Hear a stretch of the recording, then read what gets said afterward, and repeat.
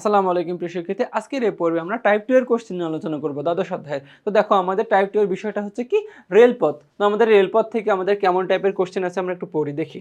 আচ্ছা, বলতেছে 10 নম্বর, বাংলাদেশের রেলপথ কয় ধরনের? দেখো আমরা জানি বাংলাদেশের রেলপথ হচ্ছে কি কয় ধরনের? 3 ধরনের। 3 ধরনের কি কি?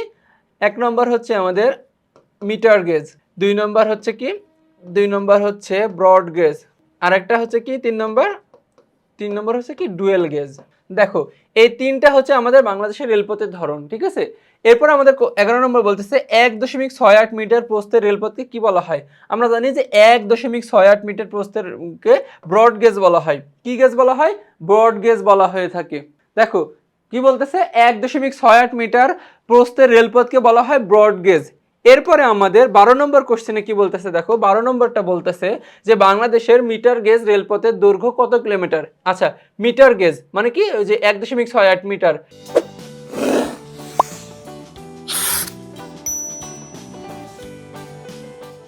দেখো রেলপথের দৈর্ঘ্য কত কিলোমিটার? 375, 659 নাকি 474 নাকি 1843? তো আমরা জানি যে বাংলাদেশের মিটার গেজ রেলপথের দৈর্ঘ্য প্রায় 1843 কিলোমিটার। এরপরে আমাদের 13 নম্বর কোশ্চেনে বলতেছে আমাদের ডুয়েল গেজ রেলপথের দৈর্ঘ্য কত কিলোমিটার? কি যে ডুয়েল গেজ আছে, এই ডুয়েল গেজ রেলপথের দৈর্ঘ্য প্রায় 659 কিলোমিটার। কত কিলোমিটার? 659 কিলোমিটার। এরপরে আমাদের 14 নম্বর কোশ্চেনে কি বলতেছে, দেখো 14 নম্বর বলতেছে রাজশাহী ও খুলনা বিভাগে ব্রডগেজ রেলপথ কত কিলোমিটার আছে? দেখো যে ব্রডগেজ রেলপথ কত কিলোমিটার আছে।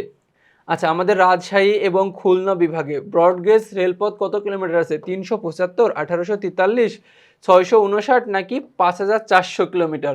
এখন আচ্ছা, আমাদের রাজশাহী খুলনা বিভাগে দেখবে ব্রডগেজ রেলপথের দৈর্ঘ্য প্রায় 659 কিলোমিটার। কত কিলোমিটার? 659 কিলোমিটার।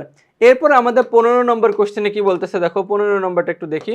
15 নম্বরে বলতেছে বাংলাদেশের দক্ষিণ অঞ্চলে রেলপথ কম থাকার কারণ কি? আচ্ছা, দক্ষিণ অঞ্চল, দেখো দক্ষিণ অঞ্চল মানে আমাদের যে সমুদ্র উপকূলবর্তী অঞ্চলের কথা বলতেছে, যে নিম্নভূমি ও মৃত্তিকা, সমতল ভূমি নাকি বন্ধুর ভূপ্রকৃতি।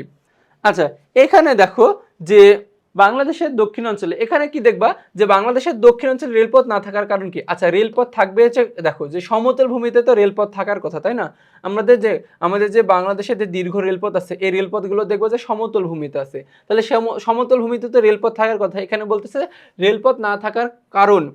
তাহলে আমরা বলতেছি নিম্নভূমি ও মৃত্তিকা আর বন্ধুর ভূপ্রকৃতি, মানে কি যে কোথাও উঁচু কোথাও নিচু। তার মানে কি অপশন হচ্ছে দেখো 1 এবং 3। তো 1 এবং 3 আছে কি খতে। তো এরই মাধ্যমে আমরা বলতেছি দেখো যে এরই মাধ্যমে আমরা কি টাইপ 2 এর সকল এমসিকিউ শেষ করলাম। তো পরবর্তীতে তোমাদের সাথে আবার দেখা হবে। ততক্ষণ পর্যন্ত তোমরা সুস্থ থাকো, ভালো থাকো। আসসালামু আলাইকুম।